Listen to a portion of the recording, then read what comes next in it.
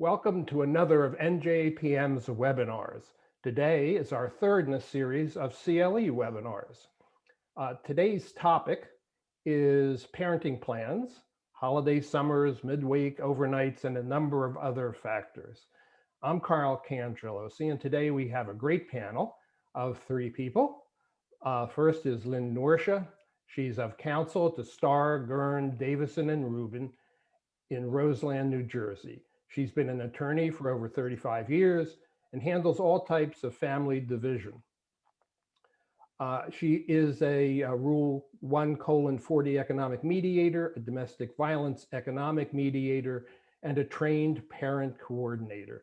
She was formerly a family mediator and domestic violence hearing officer for the Superior Court. Katherine Newcomer has been a mediator since 2003 and limits her practice to arbitration and mediation. When she practiced law, her experience was in general law. She is on 2 New Jersey court rosters involving mediation, custodial, and economic. She has extensive experience in high conflict custodial mediations and as a commercial arbitrator for net neutrals. Anna Maria Pittella is an accredited mediator in family law and trained collaborative attorney. She no longer litigates, but concentrates on the resolution of family matters by mediation, collaborative process, and negotiation. Anna Maria is co-chair of NJAPM's Divorce Mediation Apprenticeship Program and formerly served on the NJAPM board, as well as past president of the New Jersey Shore Collaborative Law Group and New Jersey Council of Collaborative Practice Groups. So welcome to you. So today's topic is parenting plans, and we're going to focus on, at some point, holidays and a number of other factors. But let me first ask you, do you all do parenting first when you do divorce mediation? Yes. It's Lynn. Lynn, let's go to you. Yes, for the most part, I do, unless there is an open issue as to a relocation of one of the parents. As long as they know generally where they're going to live or have already settled someplace, yes, I start out with the parenting plan first. Katherine? I always start with parenting, unless, as Lynn just said, there's a relocation issue. But you need to start with parenting first, because that's in my view, it affects everything else. Okay, Anna Maria? Yes, children are going to be the bond that keeps them together. So for me, that's a priority item to work on that. Hopefully it's one that they have a shared goal in, but if not, then we need to sort out what the differences are and try and bring them to some consensus.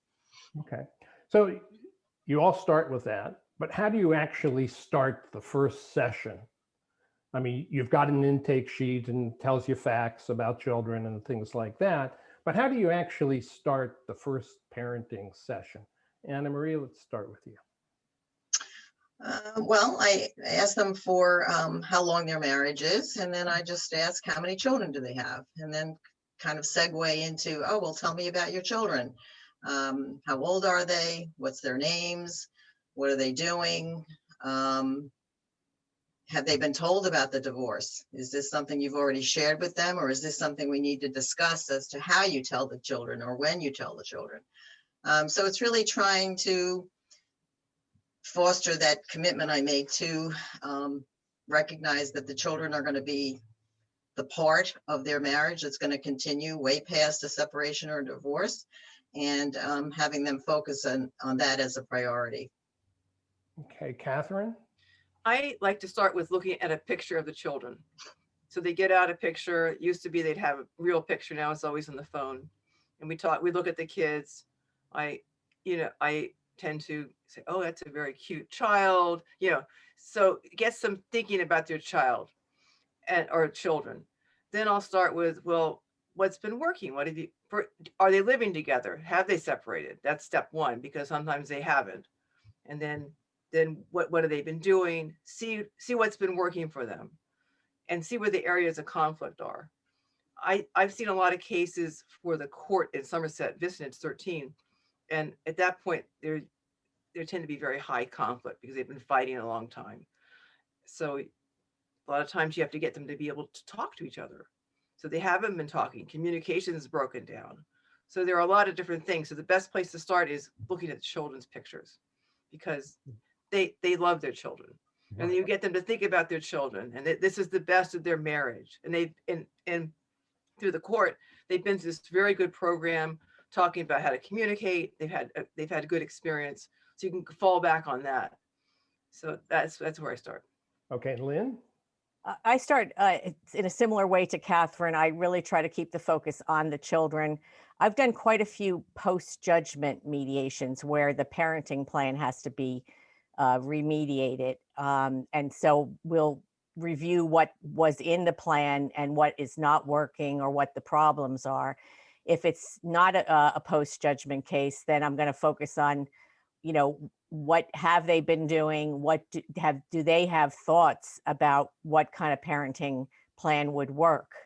But I always bring it back to the children. If there's a point of disagreement, I always bring it back to how do you think, Susie will handle this, or how will this play out for her? So very similar to what Catherine does, of constantly coming back to the children, and what Anna Maria does too. Okay, so that's sort of a general introduction that you make, I guess, sort of a relationship building little part of it. When do you get into the, the harder work, and how do you do that? I mean, do you use a template? For example, I used to always start with asking about legal custody, because I had a checklist, and I just go down my checklist. So I start that and then go to the next item and ask, about what do they envision for the number of overnights per week for a 2-week period. How do you actually do that? And Lynn, how do you do that? I usually don't deal with the custody issue unless I think that that's going to be a problem, because most cases the parties are already prepped for joint legal custody. But I might explain to them a little bit more what that means, and that that doesn't have any bearing on the physical custody of the children. But again, I want to see, I start questioning them about their work schedules, the children's schedules, what they think might work, and try to pinpoint where the points of disagreement are. Usually those come to the forefront pretty quickly, what each parent, where the points of disagreement are. But I kind of get them to talk in general about schedules and transportation and things like that, to zero in on what we need to focus on. Okay, Anna Maria? Same sort of thing. I try and see where they've been so far, if they've been separated, what has worked for them, or what has not worked for them, or what haven't they actually even thought about yet. So filling in the blanks is essentially, I think, part of meeting them where they are.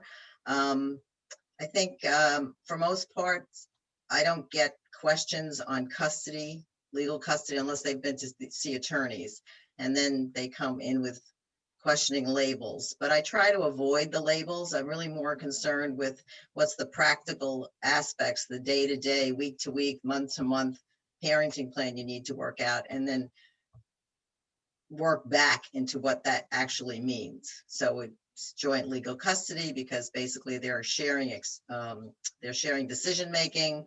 It's parenting time, either on a 50-50 basis, as some people call it, or shared parenting time, just basically going backwards as opposed to going frontwards with labels. Okay, and Catherine? I start with joint legal custody, because you have to for the court. So that's something you have to talk about. It's there are boxes to check off here. And I explained that unless there's something dramatically wrong in writing, not that, oh, he could be this or that, they both have joint legal custody. And then from there, we can talk about, I start with Mother's Day, Father's Day. So you go into holidays rather than... But just, I go with anything I can get an agreement on. Okay. Although one time I had a case where she couldn't agree on Father's Day, and I knew I was in trouble. So let me come back to it. Are you asking the couple first, have they come up with a plan, or can they come up with a plan as they're just sitting right there? Have they thought through this? Or are you guiding them through a list of factors and then coming up with a plan? You understand what I'm Yes, getting? I am guiding them through a list of factors because I'm so used to using the format from the court. So, which touches on, physical custody. Right. It talks about joint legal custody. It talks about weekends, weekdays. You have to for it to go to the next step, you have to have this all filled in. It talks about holidays. It Okay. talks about, pretty much everything. And then there's the other. So basically you go through it and it just depends upon the level of detail that the parties want to do. But if they already have something in place, I always ask, what have you been doing? Because they have a good idea of what's going to work for them. They know a lot more about their life than I do. Right. So for Lynn and Anna Maria, so if the couple says, we haven't thought about it, but we would like probably some sort of equal sharing plan. We've heard of a couple. This is the one we were thinking of. What are you going to do then? Are you going to, well, let Lynn. Well, I'm gonna walk them through the plan to kind of really see, step by step how it's going to work, because it might look good on paper, but have they really thought through, in the days when people were commuting into the city, what happens if dad's train is late? Do they have a backup plan? Do they have, what about the children's activities? Have they figured that out? Just really try to flesh out the details as much as possible. And I think one thing that I would just note at this point, that the more contentious the couple is, the more detailed the plan needs to be. I think everybody pretty much knows that, but if you want to keep them from having to come back to court, try to work out every little detail. When they really, start disagreeing and threaten to walk out or whatever, one of my statements, similar to what Katherine said, is, you know your family better than anybody. And if you don't reach an agreement, then a judge is going to make a decision. And that's, that's what you're looking at. So you need to really put your best effort here to try to come up with an agreement that works for your family. Okay. Anna Maria? So my first meeting with clients is basically a get to know meeting, get to know you meeting. And so we go over broad strokes of what we're going to be covering. And if they have children, obviously part of that is going to be parenting. I always ask them, what's the most important thing for you to resolve in your divorce? And 9 times out of 10, it's making sure that the kids are going to be all right. And even if they don't say that, I'm going to circle back to that and say, well, generally we speak about parenting plan first, and then we go from there. So they are prepared once they are coming back for their first session to, they're primed basically to talk about what they foresee their future and how they expect it to look at. And they're pretty quick to bring up any bumps in the road that they see. So, if I could just interject here for a second, Carl, it's lots of times if there's a lot of, anger, which there usually is, one party or the other might get off track and start bringing up economic issues, or, who's going to have the house, or you were never there before, etc. You just have to keep refocusing them to, we're looking forward now, we're planning for the future. And if the economic issues are lurking out there, just say, we're going to table them for now, and we're going to focus on your children. That will fall into place. We'll get to that. So I just kind of reiterate that. So let's say the parents really haven't come up with much of a plan. They don't have much of an idea, or they may be the contentious ones. They have real disagreements about what one person thinks is best for their son. I want to delve into what you think your role as a mediator is in those types of situations. And I want to first read, give you a quote from John Haynes. John Haynes was a mediator many years ago was not a lawyer, not a psychologist. And we use a recording of his in the 40-hour course. I started that a long time ago. Anju has continued it. And it involves a case called the Case of Willie. They had two actors, and he was then mediating a parenting issue matter. And this is what John Haynes says. It's important for mediators to stay out of any judgmental commentary, ideas, or ideology about who is right, where the child belongs, or any of that nonsense. Those are the decisions the parents will make. So, how do you view your philosophy in developing parenting plans, helping the parents? And is it consistent with what John Haynes says? You know, essentially, mediators stay out of it. They just help the parents get to a point where they've agreed on something. Lynn, let's start with you. Well, if the parents have agreed on something, even if I think it's a terrible idea, I'm going to help facilitate that process, you know, and do what I can to draft a memorandum that will incorporate what they have decided. The problem comes in when I think one party is suggesting something that's, in my opinion, not in the best interest of the child. And no, I am not a psychologist, but I've been in this field now since 1993 when I was 5 years old.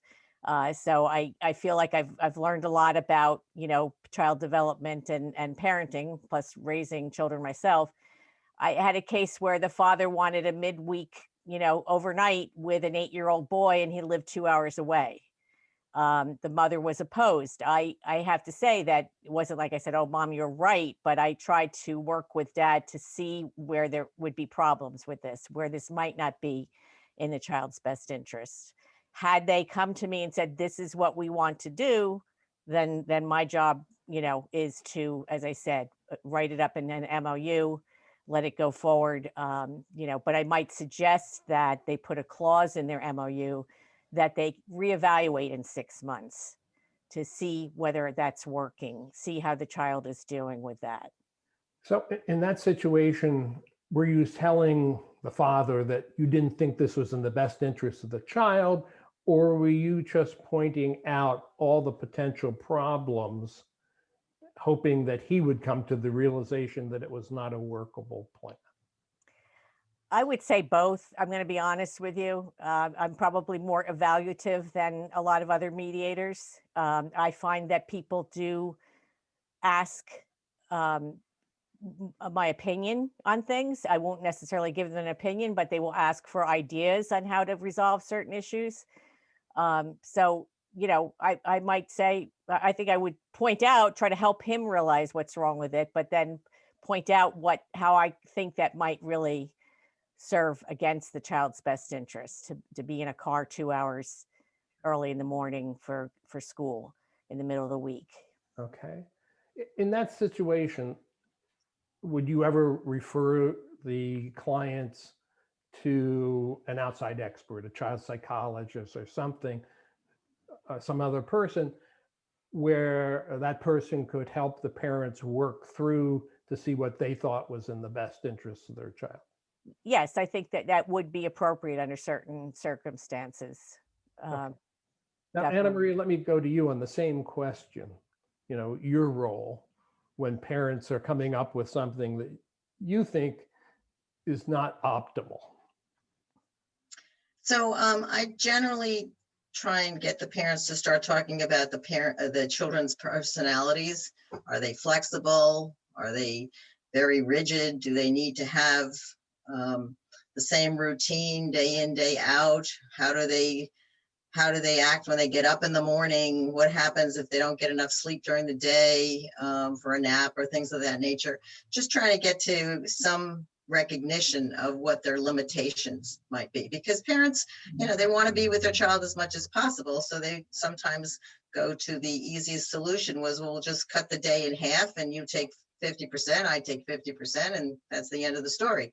So you have to put the children in as people to that equation, and how is that going to affect them? And I've also suggested too, well, why don't you try it? See what happens for a week or two, and then regroup. This isn't going to be etched in stone. This is going to be something you need to try. It's a new experience for everybody, and you've got to be able to react. It'd be the same thing if your child signed up for a soccer league and then decided they didn't want to play soccer anymore. You'd have to regroup. So, Okay, but that's not quite my question. okay. Before I get to my question, and before I forget, I want to read the first code. The first code is 6075. 6075. And we have a couple of people who have raised their hands or asked a question on the Q&A function. We will get to those probably in a little while. Okay, and certainly at the end, we've left room for questions to be asked. Okay, but Anna Maria, my question was really, you now have a disagreement, and what are you doing in your role as the mediator? I mean, are you going to be like Lynn, where you say, I don't think that's in the best interest of the child? Or are you just going to ask questions? Are you going to refer them out? What are you going to do? All right. So I, as I said before, I'm going to ask a lot of questions, kind of Right. to test the waters. If it's a situation where I've had other people who've had this kind of experience, I might relate what those other people have gone through, just to give them a sense of bumps in the road. If it's a really difficult issue for the parents, then I sometimes will refer them to a family therapist. It really depends on what the situation is, but I don't tell them I think it's a rotten idea. I mean, that's the one thing I don't do. I think parents have to feel that they are somewhat in control of their kids.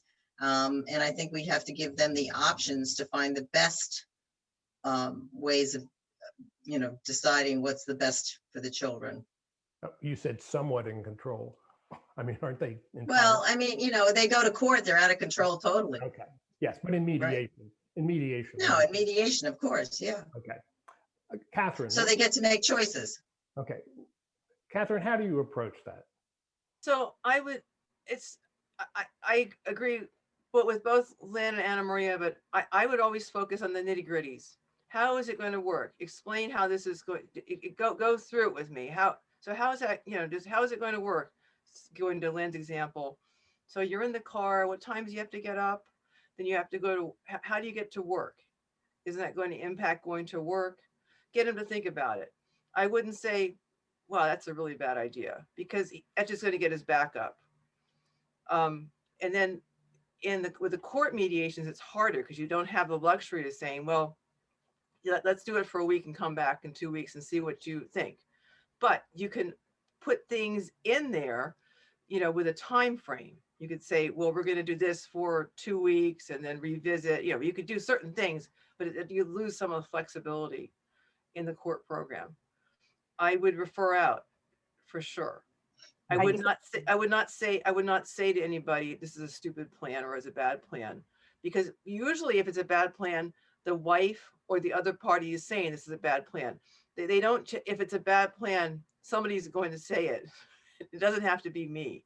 It's almost, it's almost always one of the parents will say, this is usually I'm not being biased, but usually, well, I am, but it's usually the mother who will say, how's that going to work? Because she's, women tend to be very practical. Not all women, but there's a practicality because they've been doing it. They've been juggling different schedules.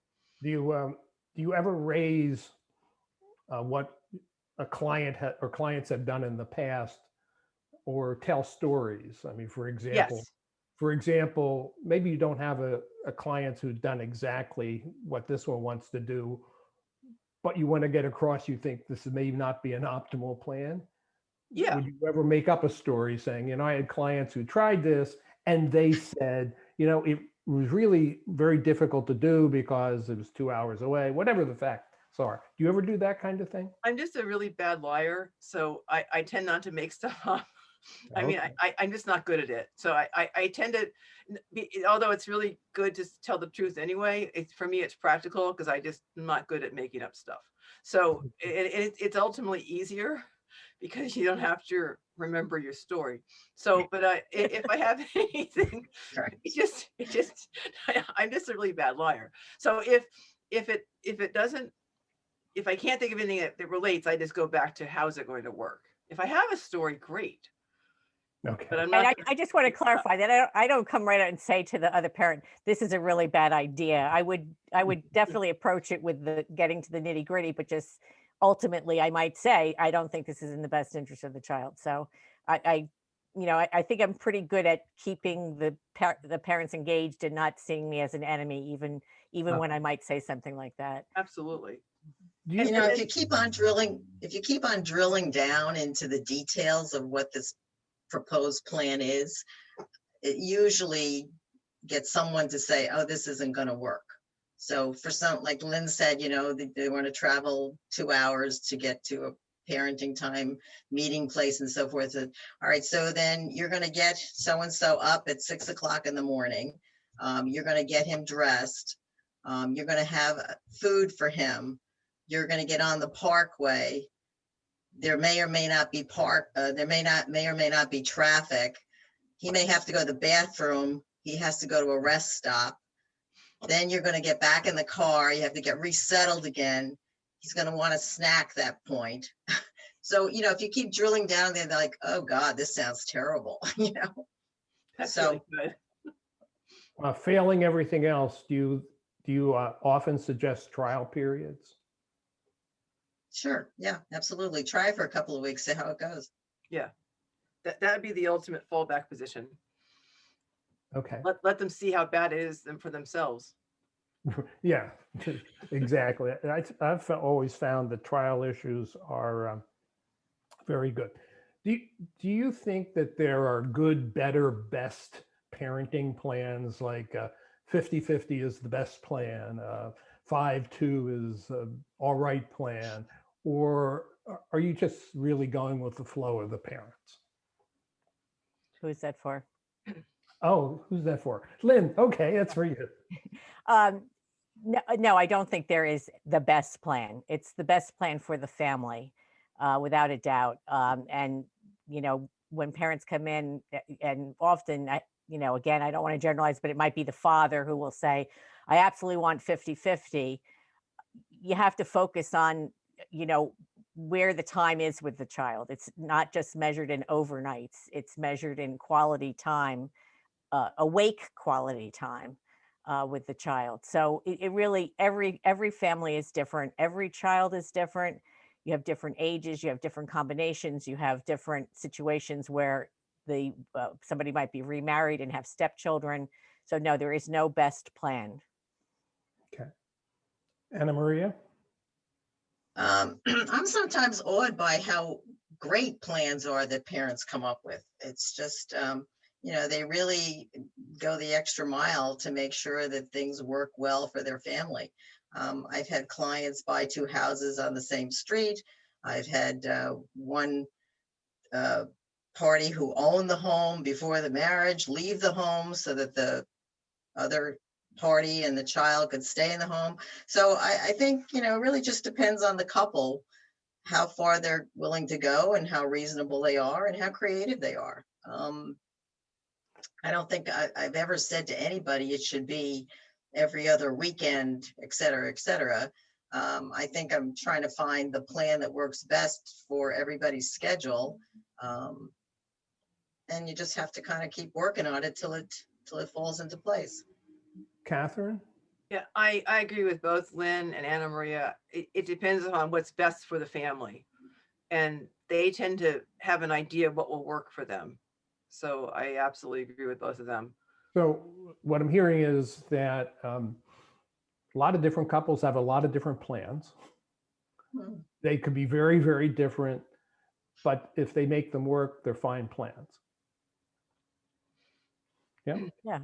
We Okay. can make them work. I think people are headed more towards 50-50, and they're coming up with different scenarios like Monday, Tuesday, switch over on Wednesday, Thursday, Friday, then every other weekend. And that seems to be working out pretty well for people. Some people are doing, if the kids are older, 1 week on, 1 week off with something in between, you know, visitation midweek, which is a good plan. So Catherine, do you like 50-50 plans? It just depends upon what works for the family. I think it depends upon the age, but the family I'm thinking of with the Monday, Tuesday, you know, Thursday, Fridays, you know, shared Wednesday. One of the children was really young and it was fine. So it just depends upon the kids and the level of communication.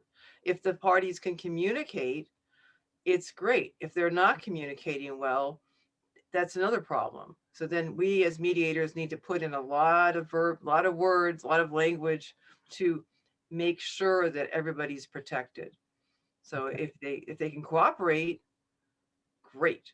If they can't cooperate, it makes our job harder. So I Lynn, what do you think of 50-50?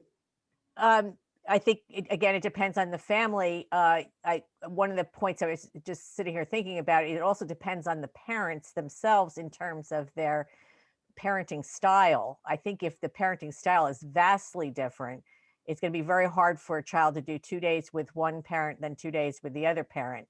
I mean, they have to adapt to different parenting styles. That's without a doubt. But if it's a lot of back and forth, you know, in 2 day spurts or whatever, it could perhaps make it more difficult for the child. I think if it can work, you know, they could be wonderful. You know, ideally, if you have parents in the same town, if you did a week with one and a week with the other, if they're of the right age, that could be, you know, great. Especially maybe older kids that have extracurricular activities. But it really just so much depends on what the situation is and what the children are like. And again, can the parents communicate? If you've got a child that needs extra help academically, you know, and one parent's not so keen on helping and the other parent is, then you've got to look at that maybe, you know, that parent gets more time on the weekends and the parent who helps academically gets more time during the week. There's so many factors to take into account. Again, it comes through, you're very active in working with parents by looking at the children and sort of forming evaluations about that. Is that? Well, help them form evaluations about that. I mean, that's where I see a big difficulty comes in, where the parents have completely different viewpoints of what their child wants, you know, what their child needs, what their child wants. Okay. So then that might be a time where it's really appropriate to refer the family to therapy or refer the child for counseling. Anna Maria, 50-50 plans. I personally detest the term 50-50 because I feel like it's the beginning of a discussion of how do we cut the baby in half, you know, that kind of thing. So I really try and focus and refocus their discussions on what's the time that you each have or want to have with this child, and how does it work based on what your respective schedules are, the child's needs, et cetera, et cetera. So I don't like to start with a 50-50 proposition. I like to talk about just what do you each want in terms of time to be with your child, and what does it look like, and is it feasible? What's the problems with it? How could it be done better? Those sorts of things. So if somebody comes in saying 50-50, I kind of cringe. Have you found that people who come in with a 50-50 plan, let's say stereotypically it's the husband who wants a 50-50 plan. Do you find that it's more rooted in the husband wanting to feel like he's an equal parent with the other one, rather than it's strict slavish adherence to, I need 50% of the hours of every week? You know what, is it more emotionally driven, or is it more fact driven? It's probably a little bit of both, to be honest with you. And I think some of it comes up in the child support guidelines. You know, if they've seen an attorney, then they think the more time they have, that's going to sway the amount of child support, and in the long run, it's probably not going to be such a significant amount. So, that's another thing we go through to show them that that's not the most important part of all this. That can be worked out. We don't have to worry about the guidelines, et cetera, et cetera. So I think, people get notions, they Google everything these days, and they find websites that appeal to them, and then that becomes their mantra, and they're thinking high level as opposed to where are we? What's our family like? And what do we need to do for our kids for the future? I mean, the whole point here is to have your kids look back on your divorce, in my mind anyway, have your kids look back in your divorce and say, wow, my parents did a pretty good job considering how dreadful a situation divorce is. So if they can keep that in mind, I think they can come up with a plan that makes sense. Okay, Can I say something? I think that what I have seen a lot is that, and I hate, again, generalizations, but you have maybe a mom who was the primary caretaker. Dad was working many hours. Now they're getting divorced. Mom frequently doesn't want to acknowledge that dad can be a good parent. I've heard so many times in so many mediations, well, you weren't there, you weren't around. Now all of a sudden you want the children. Yes, now he wants, that's okay. And it's kind of working through that concept and getting the mom to realize that, just because past behavior might have had him working till 10 o'clock every night in the city doesn't mean that now he's not going to change his behavior so that he can put the children to bed. It's a big mind change. And I think it's very hard, especially if a mom was a primary caretaker or a stay-at-home mom, that's been her identity. It's very hard for her to let go of that. So it's kind of a process of working through, and then talking about, you might have to talk about the details that she's worried about, that, well, he doesn't know that, you have to put lotion on the child's skin or he's going to break out. Well, okay, let's start talking, let's put those things down. What does, give him some direction, but he's not unable to learn that. Catherine, any thoughts? Yes. So another aspect of this is it depends upon how young the children are. So the younger the children are, the more protective the mother is, and the more she thinks the father, not always, the father is incapable of taking care of these young, precious children. So it becomes more difficult the younger they are. And, the dad's emotional too. I mean, I agree with both Anna Maria and Lynn, but so there's emotion. Some dads might have a calculation about the child support, which is really unfortunate because the numbers really aren't that big. But I think, again, going back to how is this going to work? And I think that's the main thing. But I just find that the younger the children are, the harder the plan is, the more detail you have to have. It becomes, there's so many emotions involved. But when the children are older, it's much easier, usually, especially if they're in high school. I had clients once that father wanted a 50-50 plan, and his wife said pretty much what Lynn said, that, you weren't around, you haven't been that active, I've been the main caregiver, and I just don't think you can do that. And the husband turned to the wife and he said, I screwed up our marriage. I don't want to screw up my relationship with my children. Mm. And it was a really honest moment. Now, I don't know whether he would be able to do it, but he clearly recognized that it was important, and he did want to do it. So, those kinds of moments can be pretty powerful. Did she hear him? Excuse me? Did she hear what he said? Yeah. That was good. I mean, turned to her and said it. Yeah. But did she understand? Did it get through to her? Yeah. That's good. Yes.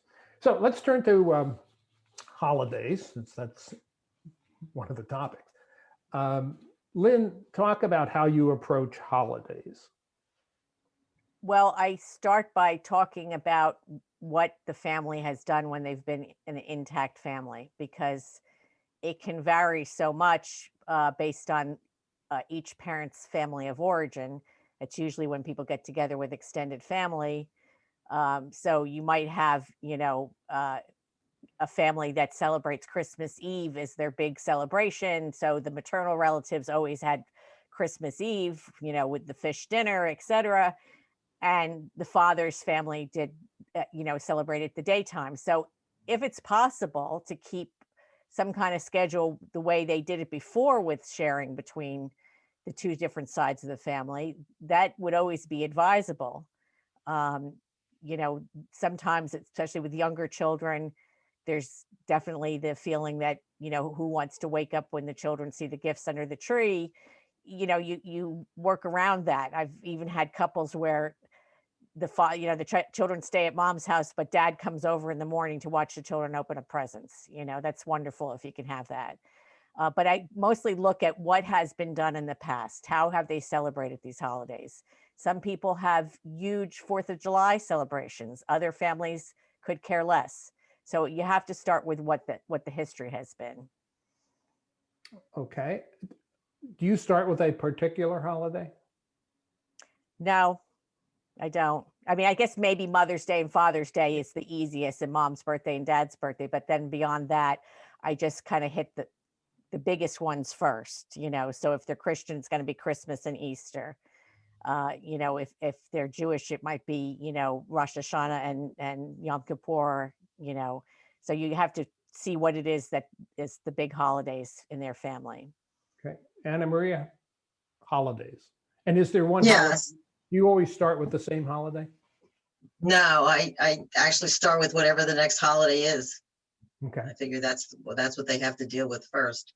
So I also, try and talk to them about what they've traditionally done during their marriage. One of the things that, everybody feels, whether you're the husband or the wife, there's a loss, and the child also feels a loss when a divorce comes, and that it's not just mom or dad. It's all of the, it's the grandparents, it's the cousins, it's the aunts and uncles, et cetera, et cetera. So I think for me, it's important to try and make sure that if there is that circle that has to be brought into the picture, that holidays is one of the ways of doing it. So try and use that as a format that, you maybe experience a loss because you won't have a child on a particular holiday, but how's your child feel when they don't get to see their favorite cousins and aunts and uncles and so on and so forth? So, if you broaden it sometimes, and it's not just between mom and dad, then that lets people see that the impact that this will have on their child. I've often tell children that whatever they do in their divorce is going to be like taking a picture and framing it in their child's mind.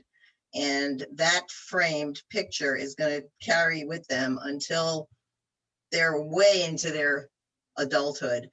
They'll be talking about it from high school through college, through new relationships they have, and it's the parents who get to decide what those framed pictures are going to look like. And this is an opportunity to make sure that those holiday memories are going to include people that the child feels closest to. Catherine? I really like what Anna Maria said about the framed pictures. I think that's really good, and the idea of touching on grief, because that's the thing. There is a lot of grief with this, and that's when you're going to see it most with the Kleenex coming out, because the parents are sad. They want to see their children, so I think that's very important to be able to address that. And in terms of which holiday I'd start with, it just depends upon the level of contentiousness. Say the parties are highly contentious, then I might pick off the lesser holidays and save Christmas for last if they're Christian. I might do Labor Day, Memorial Day, Martin Luther King, and those are kind of, and shuffle those around, see how that works.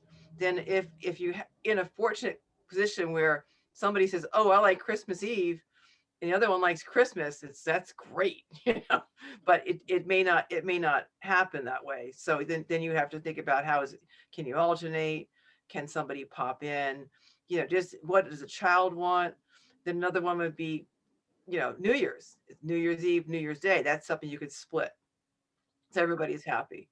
Easter, that falls in with school, the school vacation. So it becomes interchangeable with those. Christmas, Easter comes interchangeable with school vacation. So you may not be able to take that trip. Some people like to go skiing or whatever on Christmas break. So it gets a little complicated. So it becomes, you have the two elements become combined with school break and the Christmas and Easter break. I always found that Thanksgiving was the hardest holiday to talk about because Thanksgiving is just family. It's about family. It's when family gets together.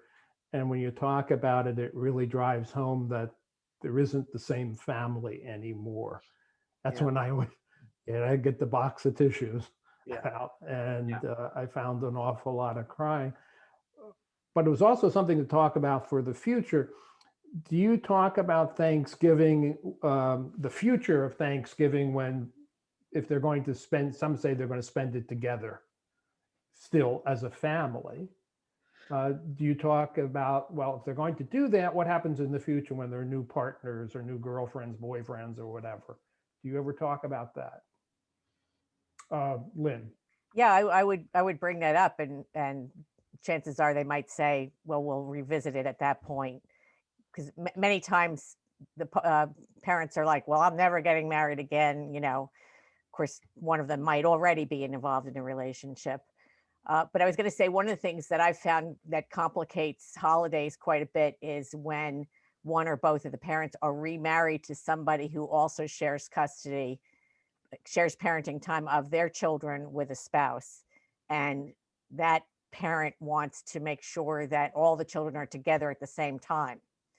So you have to try to coordinate, well, what's the other parent's parenting plan with their ex-spouse to try to work it out so that they could all be together. So that gets a little bit more complicated. Not always possible, but.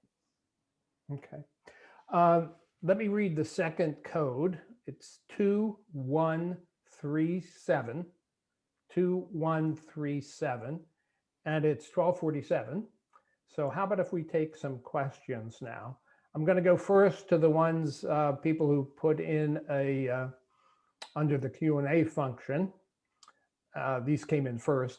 I'm mediating a case right now where the wife does not trust the husband to be with the children, computer addiction, and not reliable to keep schedules and pick up kids on time. Any suggestions as to how to break the logjam? Anna Maria. So it's a trust issue because when they were living together, this is what he did. Is that what we're talking about? That's what I have. Kind of? That's all I have. Right. Okay. So the past is a terrible thing because, if we stick to everything that's happened in the past, then we'll never have any optimistic outlook, right? Especially many times in a divorce.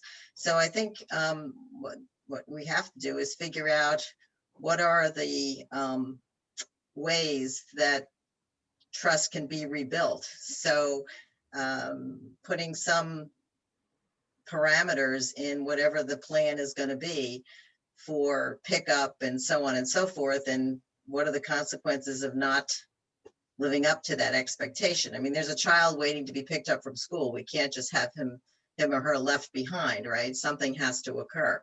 So I think you need to do something along those lines, and it may be a slow go.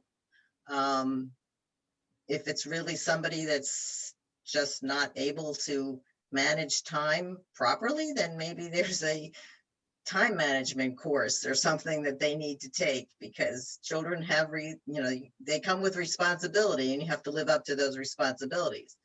Is this a good opportunity to use a trial period?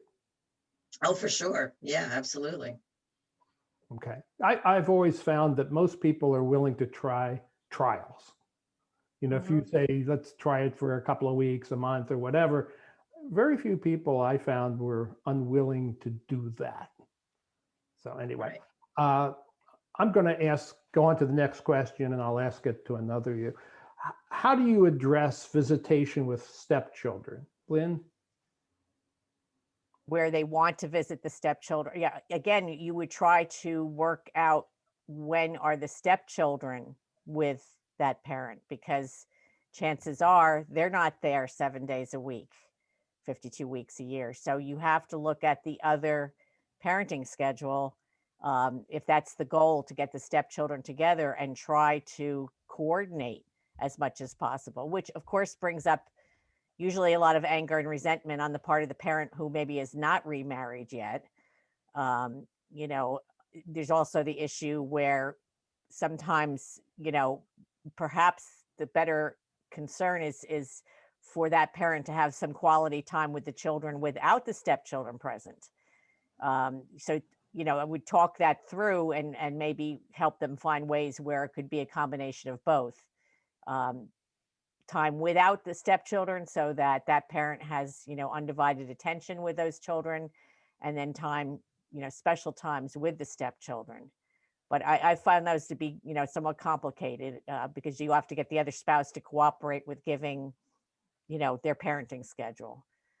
Okay. And of course, if that ex-spouse of the new spouse is also remarried with children, you know, it's like a domino effect. So, but it is good if you can try to work it all out by just looking at all the schedules and think creatively. Catherine, any additional thoughts on that, or? Well, you know, I think it's important that if you're in a relationship and you've had a relationship with the stepchildren, I mean, some parties want to cut the whole thing off. You know, they're very angry, but I think it's important for those kids to have a relationship with someone that's been in their lives. You know, maybe they've been in their lives as a surrogate mother, or some figure where it's been a good thing. So I think that should be encouraged. Okay. And they are part of the family, even though they're getting divorced. They might have made them breakfast. They might have made them lunch. They could have done lots of different things. They could have taken them places. So if you can focus on the kids and how the kids, what do the stepchildren want? Okay. Always go back to that.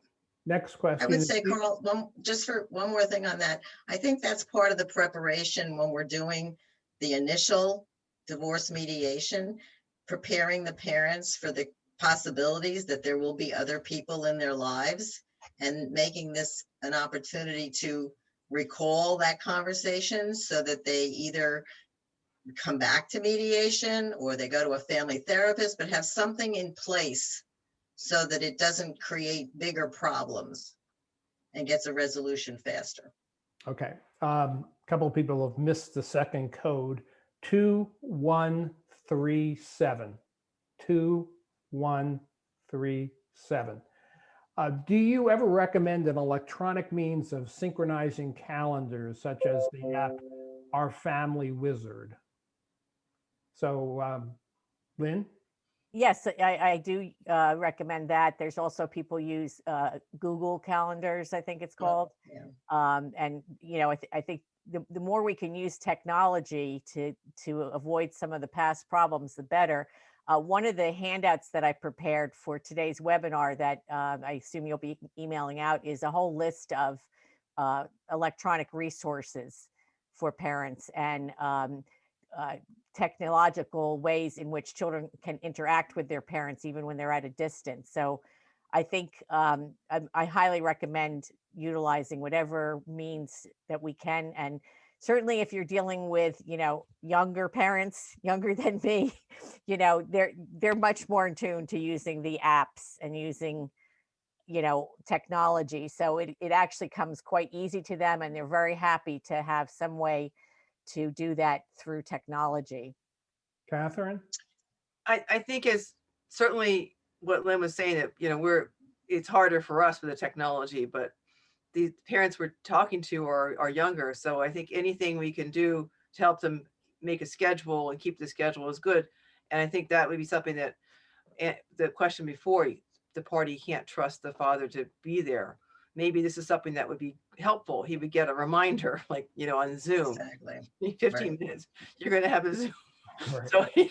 So, I'm not that proficient with it yet. I haven't used it very much, but it's something I certainly would look into and recommend, you know, more. I think it's a great idea. how frequently do you run across the issue of different parental rules in the different households? For example, the wife or husband wants to control bedtimes, TV time, meals, etc., when the kids are with the other party. What's the best practice suggestion for handling this situation? Anna Maria? So I think people have to recognize that there's separate households and there's bigger rules that they each have to have a common ground on. And then there are little rules that maybe they don't have to have such common ground on. Some parties are very proficient cooks and they can put out a meal that, would get a 5-star review. There are others who could just about slap together a peanut butter sandwich. If you're going to have somebody dictating what kids need to eat on the time they're with the other parent, kind of misses the point of meeting that parent at their level, essentially. You get the parent you get, it's not like you get to redo your parent. So, but how do you tell the couple that? I mean, that's sort of like, well, yeah, go ahead. I can tell you back in the day, when I used to litigate cases, a judge pointedly said to one of the parties, "I don't care what this kid eats as long as he eats." Yeah, but so there you go. That's easy for a judge to say. How do you as a mediator get that point across without saying, hey, that's life? Well, that's what I share with them, because it is life and they have to come with terms that if they go to court, that's probably what a judge is going to say. So they have to reconcile. They can make suggestions, certainly, but they can't rule the other household. If it's something that's obviously against the child's health or well-being, that's a different story. But if we're talking about what they eat, that's de minimis. Okay. I find sometimes parents have a lot of misinformation as well. So mom might say, you give them Burger King every time they're with you. But then when you really dive down it, dig into it, one time Burger King before soccer practice, but other times home cooked meals. So sometimes they're coming from a point where they really don't know all the facts, but it's something worth talking about. Okay. We only have a couple of minutes left, but we have a few people who have had their hands raised. So Jay, if you would unmute yourself, Jay, and ask your question. Oh, hi. I found this very interesting. I'm a mediator, but I don't do divorce. I really take these courses just for the insight. But I was wondering, you folks had mentioned that you have these checklists that the courts have provided that you use at your first meetings. I was just wondering, do you ever send them out to the individual parents, asking them to complete them and to return them to you before your meeting, so you have a chance to read them, not while they're there for the first time, but you get a flavor of who they are and where they're coming from, so you have something, to the extent that it's something of substance, already accumulated, so that when you talk to them, it's not like you're strangers. You have some firsthand knowledge about them. Carl, because it's talking about the court checklist, Yes. they do have an intake sheet that both parties fill out beforehand. And before you go and mediate, you discuss it with Carrie McCormick, who is she's the administrator of the program, and you'll go through what they've said. So they definitely will have had a position. It's like a position statement in a very informal type of way. So speaking to your point, Jay, that does happen. Well, what about these other checklists that Lynn referred to that she said she was going to distribute out? I mean, are those also things that could be pre-completed and submitted to you beforehand? I referred to a resource list that you're going to get, which is basically links to a lot of different resources. And I encourage everybody to really look at them. One of the things that I put in there is the website for the AFCC The Association of Family Conciliation Courts, they have a ton of information on their website that you don't have to be a member to access. And there's all kinds of parenting plan templates and a wealth of information. So that is also on that resource sheet that you're going to get. Thank you. Okay, so I'm going to go, Susan has her hand raised. Susan, if you would unmute yourself. Hi guys. First of all, I found the discussion very interesting, and I do happen to have a couple right now where it is the father who's saying 50-50, and she's saying, I'm sorry, you've never taken 50-50 from the time they were, born. But this couple also wants to do what they call nesting. And nesting apparently is the children stay in place and the parents come in and out. And I tried to gently say, we found sometimes that parents aren't as flexible as their children. How would this work? Do you just let them? Is there specific questions you should ask them to let them know and for how long do you plan on doing this? I mean, the oldest child will graduate in high school in 6 or 7 years. Okay, Anna Maria, nesting. Yeah. So I've had a couple people have done nesting arrangements, and for some it can work out beautifully, and for others it's very short-lived. I think the first and foremost is for the parents to be able to communicate a lot. I mean, they really have to exchange a lot of information between themselves, and they have to be able to do it civilly, right? Because their kids are now in the focus all the time in their presence. So they have to think of all the nitty gritty stuff. I assume they're each going to have their own apartments. Susan, is that what they're doing? They're keeping their own homes? The children will stay in the marital home. The home will be the mother's primary abode, and she will stay with her mother. Okay, so here's the practical problems, right? Mom's stuff is in her house. And the question is, does she have any issues that her privacy is going to be invaded by virtue of the husband coming or ex-husband coming over all the time? So the experience that I had, it was they kept the marital home, but they each had separate places where they kept their stuff. So nothing was in the marital home that they had to come upon or search for, or whatever word you want to use. Right. They also made an agreement that they certainly wouldn't bring, other than mutual friends that they both agreed on, they wouldn't bring anybody else to the house. They had to figure out who was going to work the food budget, who was going to be buying the food.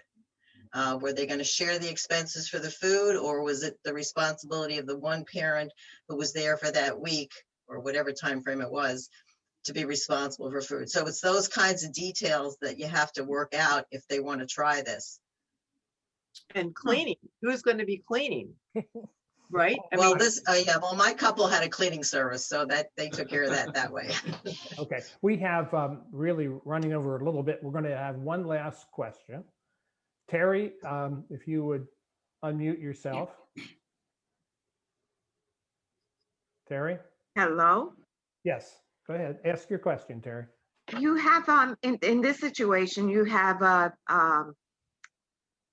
parent who is agreeing to everything during the meeting, during the mediation.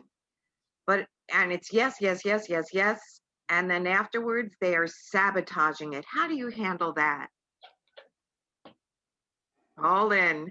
I see your eyebrows up. Lynn? Well, So- you would want to have some follow-up mediations to try to point out where things are going wrong, but it might require a parent coordinator in a case like that, which is something that I do, where the people already have an agreement worked out, and you help them navigate things like the transition of the children and all the different issues that they might have, but sticking to the agreement that has already been mediated and signed. So that's what it sounds like. This person is agreeing to things, but then not following through. So short of them having to go to court to enforce an agreement, a parent coordinator might be able to help in a situation like that. Catherine, any thoughts on that? That might. Well, I'm just wondering if they, when they agreed in their mediation, if they really didn't want to agree. Maybe. Yeah, I'm Right. also thinking of the person who's smiling, you know, that big wide ear to ear grin, but inside behind the teeth, that tongue is going, no, I'm not, no, I'm not, no, I'm not. Well, then I think they need to revisit it in mediation also. Maybe they're just, they weren't honest with themselves, or I think you need to go step back and maybe look at it again. See Okay. what's going to work. And certainly Lynn's point about a parenting coordinator, which coordinator is very expensive, but maybe they need to do that and spend the money and say, hey, maybe I should cooperate. It's costing a fortune. Sometimes people need to spend money. I think Anju told me that a long time ago. It stuck with me. Yeah, if they feel a pinch somewhere and it hurts, then they'll start coming around. Thank you. Those are both great answers. Well, I want to thank all of you. The panelists were great. It was really a fun hour. It went by very quickly. Yeah. Sometimes I think we ought to have more time, but we can't. So I want to thank all of you. Thank everyone who attended. Quickly, I'm going to be sending out a schedule for January. We will have a CLE webinar on the first Monday of January, and it's going to be on ethics. And second Monday is going to be our civil mock mediation Monday. The third Monday in January will be tech time with Lawrence and Carl.